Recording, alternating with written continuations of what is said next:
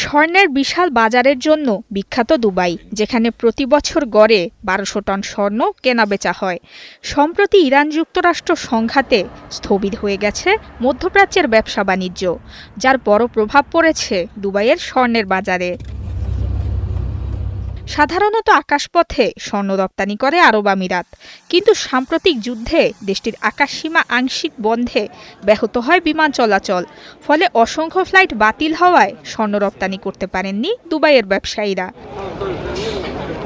মধ্যপ্রাচ্যের যুদ্ধে একদিকে বেড়েছে পরিবহন ও বিমা প্রিমিয়াম, অন্যদিকে নেই সময়মতো স্বর্ণ পৌঁছানোর নিশ্চয়তা, তাই নতুন ক্রয়াদেশও দিচ্ছেন না ক্রেতারা।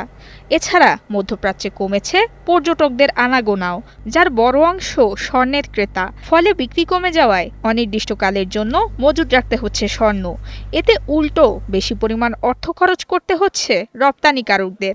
তাই স্বর্ণ মজুত না করে নির্ধারিত বেঞ্চমার্ক দামের তুলনায় আউন্স প্রতি $30 কমে বাজারে বিক্রি করে দিচ্ছেন সেখানকার ব্যবসায়ীরা।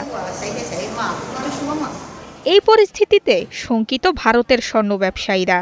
দেশটির মোট চাহিদার একটি উল্লেখযোগ্য অংশ দুবাই থেকে আমদানি করে। চাহিদার তুলনায় সরবরাহ কমলে বাড়বে স্বর্ণের দাম। এছাড়া সামনে বিয়ে ও উৎসবের মৌসুম হওয়ায় শঙ্কায় দেশটির মানুষ। যদিও স্বল্প মেয়াদে তেমন সমস্যা না হলেও যুদ্ধ দীর্ঘ হলে বিপাকে পড়বে ভারত। এদিকে বিশ্ববাজারে আউন্স প্রতি স্বর্ণের দাম বছর ব্যবধানে প্রায় 20% বেড়ে $5,000 ঘর ছাড়িয়েছে। এছাড়া পরিবহন খরচও বেড়েছে 60 থেকে 70% পর্যন্ত।